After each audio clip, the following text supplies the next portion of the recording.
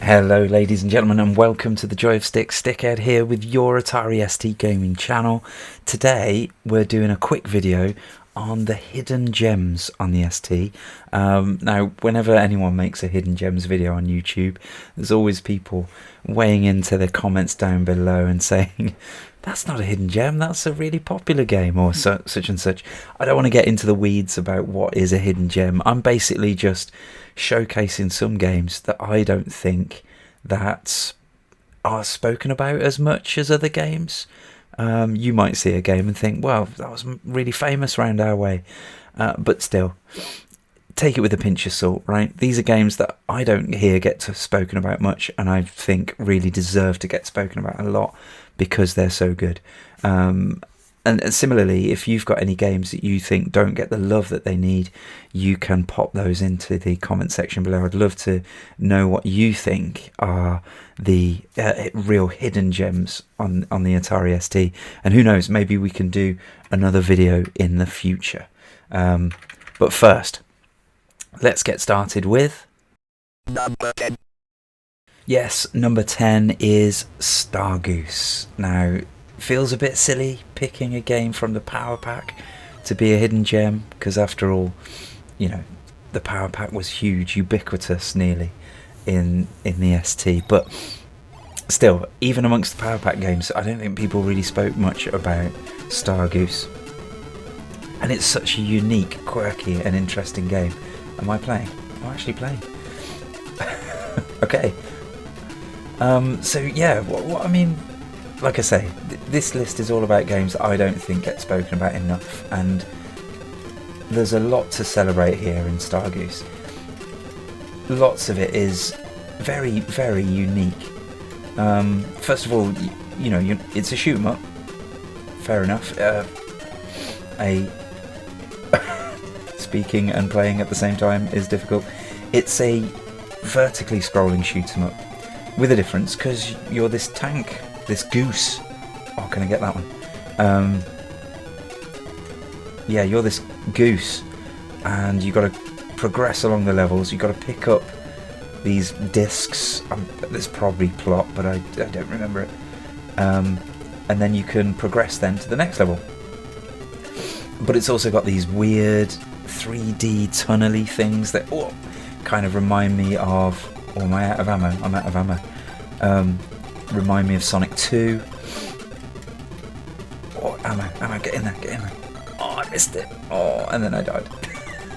That's one way to get your ammo back. But yeah, it's got those kind of weird tunnely things that remind me of the bonus levels from Sonic 2. It's got this cool way, the way the ship kind of follows the terrain. And yeah, you shoot in the direction that you're facing, like your bullets follow your, is that pitch or yaw? You know what I'm talking about, right? Yeah, and then, don't run into things. And then there's just this idea of, you know, the level keeps repeating itself until you collect all of the discs, and then you can get to the next one. It's just, it's quirky, it's unique, it's different, it's well worth a look. It's just a great game. Absolutely fantastic. That's why Star Goose is number 10. Number 9. And number 9 is Shuffle Puck Cafe here by Christopher Gross. Released by Broderbund, I believe, and maybe Domark in other regions perhaps. But anyway, Christopher Gross didn't seem to produce anything else on the ST. And I don't know why, because this is a marvellous game. And again, a game you don't hear spoken about enough. Well, what is it? Well, basically, it's air hockey. It's pretty much playing air hockey in the bar at Mos Eisley against all the weird aliens that you see on screen for like 2 seconds in Star Wars. Yep, like I say, it's air hockey. Oh, not a good start. Not a good start. So yeah, it's mouse controlled. You basically try and block the puck. Oh no, oh no. I gave it to him on a plate. Oh, did you see the defensive work there? Yeah, this guy's too good. Far too good. I can't remember who the easiest opponents are, but not this guy, unfortunately. I got a feeling he's going to absolutely thrash me. Come on. Every single thing I throw at him. Honestly, come on.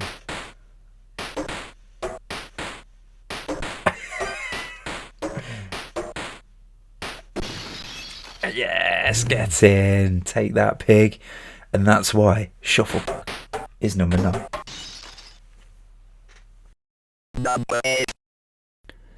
And number 8 is Volfeed. Volfeed? I don't know how you say it, but the point is, not enough people are saying it. Like I say, this is definitely a game that needs to be spoken about more, but doesn't seem to be, which is crazy. I mean, regular viewers of the channel will know there's a pretty strong Taito bias on this channel, but still, nobody talks about this game, and everyone should. It's brilliant. I mean, Kicks was a great game. Kicks was a fantastic arcade game, but it was a little bit simple. You know, you just had this big sprite in the middle, this big, whatever it was, wavy thing, and then you had to paint as much of the level over as you could. This just kind of, I don't know, it just adds all the extra bells and whistles you need to play the game. Now, I spoke about the game quite a lot on the recent arcade conversion video, so I probably don't need to wax lyrical about this forever and ever in this video. But yeah, like I say, it takes that fantastic Kicks idea of just, you know, it's the perfect risk-reward game, isn't it? You always want to take things just that little bit too far. And it's definitely the type of game that will happily rub your face in your own hubris. Because you're invulnerable around the edge of the screen. You've got to come into the screen, be vulnerable to start covering it up. And when that's happening, that's when you just think, oh, I could just go a little bit further, or just go a little bit tighter to the boss. And that's when you end up getting blown up. Great stuff. And that's why Volfeed is number 8. Number 7. That's right, number 7 is Lode Runner, another game from Broderbund. This time coded by Loriciel in 1989. Lode Runner is, what is it? Well, it's an escape game, if you like. It's a platform game. But the idea is not to kill the enemies and progress. The idea is to very much stay away from the enemies, because a touch from any of them is lethal. Yeah, so you frantically dash around the levels, picking up all of the pickups. Here on the ST they manifest in various different shapes, and when you've got them all, you escape the level. It's as simple as that, really. But like so many brilliant games, it's in its simplicity where the game just comes alive. Yeah. So concentrating on not dying. So there we go, level 1 done. You win. And then it just repeats again and again, but different levels. And quite often it's the level design that's quite clever.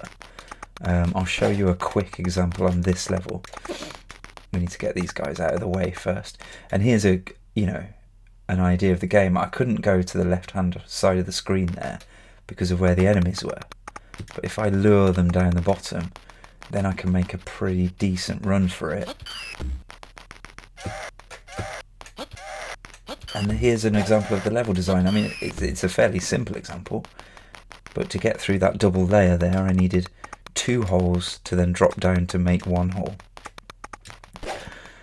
And then as the game progresses, those little puzzles become more and more intricate.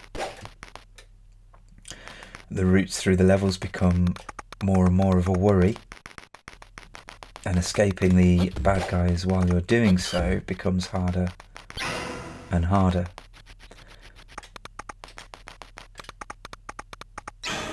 And it's a game that really encourages you to learn how it works, you know, how the enemies track you, where they're going to move at any particular given moment.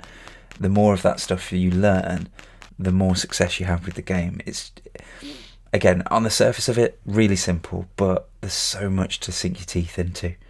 And that's why Lode Runner is number 7. Number 6. And number 6 is Gemini Wing, a Tecmo arcade converted here by Imagitech Design to the ST. And I almost didn't include this one for the reason that really it only comes, I mean, it's a decent game, but it only really comes alive as a 2-player. You can play 2-player cooperative on this game, which is really nice. But on the face of it, it's, you know, fairly standard shoot 'em up really. It has that nice kind of solid simplicity to it. Ooh, I got shot by a bullet I did not see. Yes, kind of simplicity to it, you know, not a million miles away from the like of, I want to say Utopos, no that's wrong, Plutos is the one that I'm thinking of. But this has a really cool mechanic of where you pick up power-ups and they trail behind you. And you can see what your next power-up by the one that's closest to the arse end of your ship. And again, destroyed by something I didn't see coming. And then you just hold the fire button to activate it. So you start off with those kind of 3-way lasers.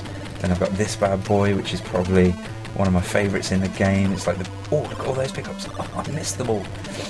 Yeah, that one's like the windscreen wiper of doom, which is particularly amazing. Oh my word. This is not the kind of game that you can talk about and play at the same time. Right, let's fire off the boring ones. Let's get rid of those. There we go, so there you got kind of a screen wipey thing. Not quite sure why player 2's joined in, but still. And then we got homers, and now I'm out of power-ups. So yeah, really, I mean, a fairly basic shoot 'em up, and if I was paying a bit more attention I'd probably do a bit better. But it's that kind of really cool power-up system that I love, and you don't hear people talking about it enough. Why didn't more games do it? It's such a cool idea. It's boss time. What is the boss? I don't remember. Oh yes, I do. That's a funny looking thing, isn't it? Hello. What is it? Some kind of Gorgon, Hydra, weird thing that shoots big blobby red pustules at you. Yes, and that's why Gemini Wing is number 6. Number 5. And yes, number 5 is Better Dead Than Alien, a 1988 shoot 'em up from a company called Electra, I believe. But again, don't think they did anything other than Better Dead Than Alien on the ST. Programmed by a guy called John Wood, who did do some other things. Did Amazing Spider-Man, which is a really cool game. So yeah, you know, 2 great games under his belt there. But yeah, what's the appeal of Better Dead Than Alien? Well, it's very British in its humour, which is nice. Obviously fans of Red Dwarf and Hitchhiker's Guide to the Galaxy, which is great. And here we go. So mouse control. It's pretty much a Space Invaders clone, but there are some differences. Like here you can see that guy's got green eyes. He's got a power-up. So you shoot him and you can pick up a power-up. Now that one was 3-way fire, but you can see there's various different ones on the right of the screen there that you can also get. But one thing that's quite innovative about this game is the energy system. So if you look at the blue bars to the right of the screen there, the lower right, you can see I've got 3 blue bars. Every time you fire, one of those bars depletes. But if you don't fire, if you let go of the fire button, it does come back. Like you can see I'm firing, the energy's going down, but if I stop firing, the energy comes back again. Now, I'll try and illustrate this. Actually, I shouldn't have shot that ship. There we go. So if I get hit by a ship when I've got full energy, you can see, you can see that the energy came back. But if I get hit by something and I haven't got full energy, then I lose a bar. So there's this kind of energy management to it. Well, easy. I'm down to 1 bar already. And some of the power-ups increase the rate of your fire, which obviously depletes your energy even quicker. So, I mean, that's a great thing to have. But you've got to be careful. You can't just blast willy-nilly in this game, because by doing so, you're making yourself more vulnerable. It's just a really well thought out shoot 'em up game. I'm not the biggest fan of Space Invaders games generally. I find them a bit dull, Space Invaders included. I know that's kind of I don't know, it's sacrilegious to say, isn't it, really?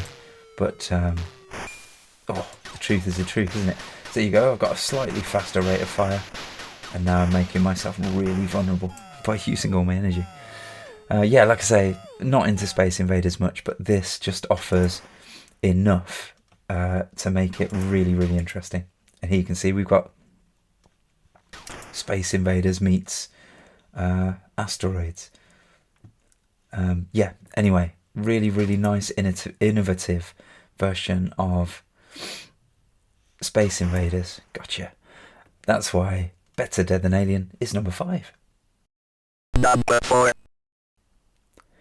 And number 4 is a 1987 breakout clone called Bolo. And this is a game that doesn't receive anywhere near the kind of attention that it should, because in my opinion, it's quite possibly the best bat and ball game that you can get. The only one that comes close, as far as I'm concerned, is Wizorb, which is, you know, it layers on like storytelling and RPG elements and all sorts of stuff. You know, Arkanoid's great. Arkanoid 2 as well, very cool. Games like Batty that added extra elements to that on the ZX Spectrum. But still, Bolo is the one for me for multiple reasons, but mainly for the precision of control. It's mouse controlled, and you can move in the 2D space. It's not just along the bottom like in Arkanoid. You can move into the screen quite often unimpeded throughout the whole level, which is really cool. I'll show you what I'm currently looking at. My setup isn't currently set up to be able to play games in high resolution. So this is what my setup looks like, but I'm going to put some footage on from a video I did a long time ago where I emulated the high resolution screen, and we could see it a lot better. But yeah, there's another reason why it's so cool. It's in high resolution, which gives it this really crisp monochrome look, which is just gorgeous. Anyway, so it sets up this game, bat and ball, super precise, really nice mouse control. You can move all over the screen, and then it just explores that. You know, like the best puzzle games, it sets up, you know, the physics or the, you know, the rules of the game, and then just plays with them. There are blocks you can hit that change the gravity and make the gravity stronger, or change the direction of gravity.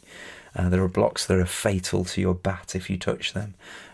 All sorts. It's so much fun to explore and find these levels that are excellently designed, and these different mechanics that the different blocks and things add into the game. It's just, without a doubt, the best bat and ball game that exists on any system. So yeah, check it out if you haven't. That's Bolo, and that's why it's number 4. Number 3.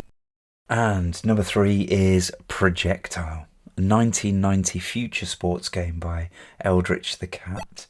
Now there's a whole corner of the internet obsessed with how brilliant the Eldritch the Cat was as a developer. But here's a game that, again, is so cool. It's hard to understand why it isn't celebrated more.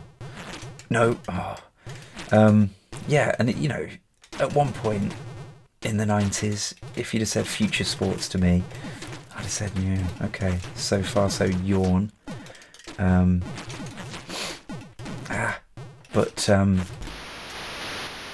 basically, you know, future sports, if it wasn't Speedball, I wasn't interested. But then along came Projectile.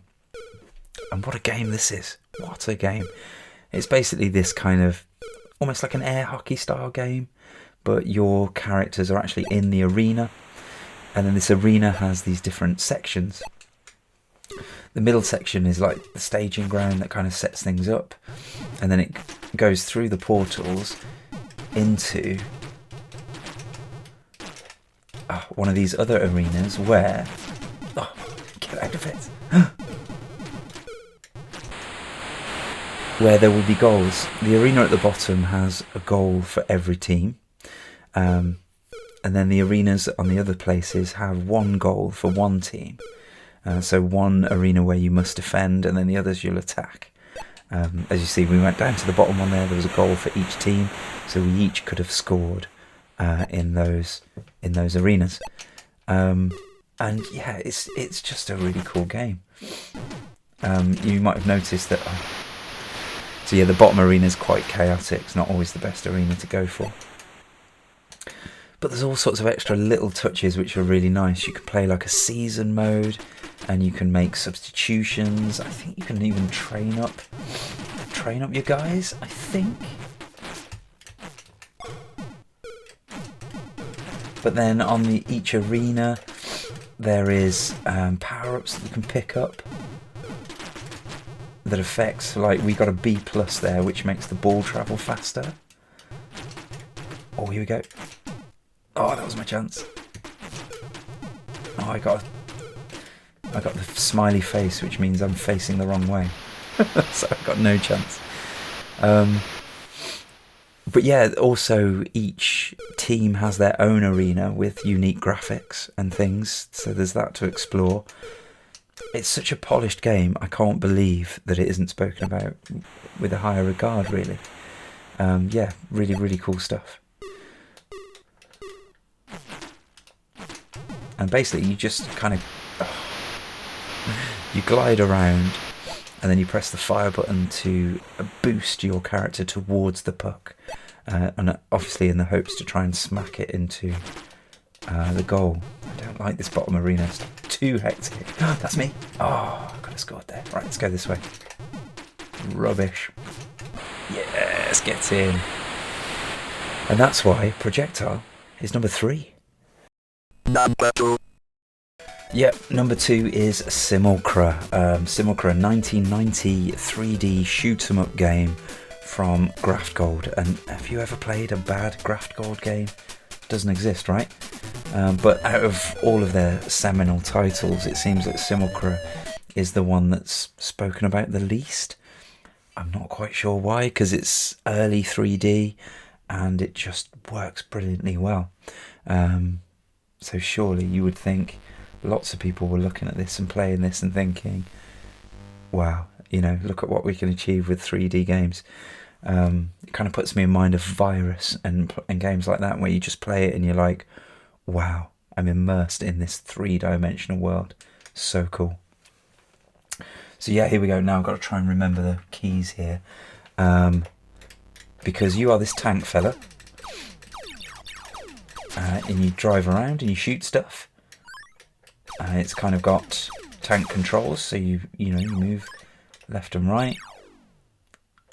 You rotate left and right, I should say, and then you move forwards and backwards, and then you shoot enemies and you pick up these little I'm not sure what they are. Are they dodecahedrons? Well, you pick up these polygons, these 3D, oh my word, these 3D shapes, and then oh, that's always a good one to have. SFB, solid fuel booster. And then hold down the fire button to shoot a missile. And then the more things you pick up, the more capabilities you have. And the idea is you kill these generators. Oh, that's not the generator. Okay, my memory has failed me. Okay, here's the generator. You shoot the generator, it releases the shield, you can get to more of the level. Now, you've got wings that you can open and close. Normally you can only glide, but I've picked up the SFB, solid fuel booster, which means I can fly, which just makes the game so much cooler. I mean, I was just obsessed with this game. I think for the longest time, I had the demo. I think it was on Zero magazine that I got the demo from, and I just played the demo, which I'm pretty sure was just one level, over and over and over. Obviously your solid fuel booster can run out. I was flying around like a fool enjoying myself. Whoops. And just what a game, what a game. There's so much to it and so much to learn and enjoy, and like I say, just immersive, just this immersive 3D game that was a joy to control. And the 3D is really nice and smooth as well, which is fabulous, and that's why Simulra is number 2. Number 1. And number 1 is Starball. Now, I limited myself here. I mean, I could have quite easily filled this list with a lot of PD games, but I tried to limit myself to commercially released games. But I had to make the exception for Starball because it's a commercial quality game. It's good enough to be a commercial game. I certainly would have paid good money for this back in the day when I discovered it, but it was PD. Ridiculous. It's so good. It's so good. I've always liked video game pinball games. Thinking now like Devil Crash or Devil Crush, whatever it's called. I'm thinking Revenge of the Gator on Game Boy, the Pinball Dreams, Pinball Obsessions, those kind of games. Always really enjoyed those. And what I really liked was when a pinball video game didn't try to emulate pinball too much, but it was a bit more video gamey. And this game does that brilliantly.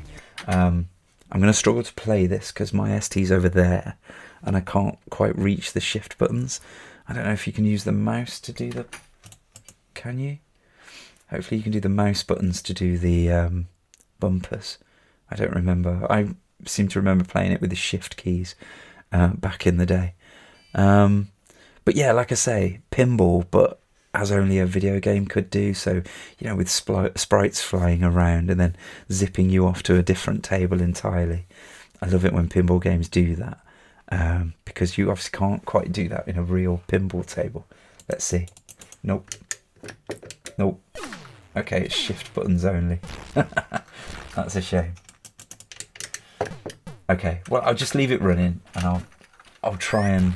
I can only actually reach the right shift. But you can see what the game's all about. And if you want to know some more, there are plenty of YouTube videos out there of people playing it, me included, I think. I think a long time ago I did a video on Starball. But yeah. No, I definitely won't be able to play with just one paddle, will I? Oh dear. But still, you get the idea. What a fabulous game. You don't need to see me playing it. You can see how high quality it is. I mean... The pixel art is fantastic. The ball physics, not entirely realistic, but consistent enough to learn and get to know them and enjoy them. Just a great game. Great game. Let's see if we can jump back in. Right, I'm gonna scoot off over here. You won't see me and I won't be able to speak to you, but I will be able to play the game a little bit so you can see a bit of it in action.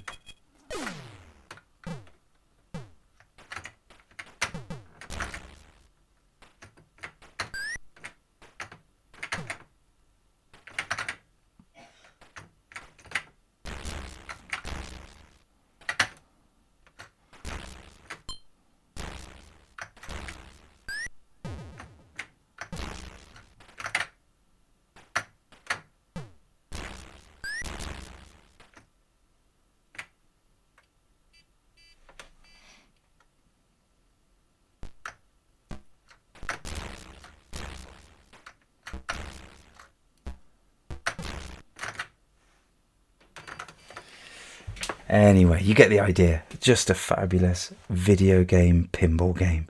And I can't believe it was public domain. Can't believe it. Way better than many, many commercial games that I've played. And obviously underrated. Needed a commercial release. Needed to get the recognition it deserved. But anyway, there you go, ladies and gentlemen. There is our list of hidden gems. Now, I've undoubtedly missed some absolute corkers, so I'd love to hear in the comment section, what do you think is a real Atari ST hidden gem? What kind of game do you want to shout from the rooftops about so people know and play it? Anyway, thank you very much for watching. I hope you enjoyed the video, and we'll see you again soon.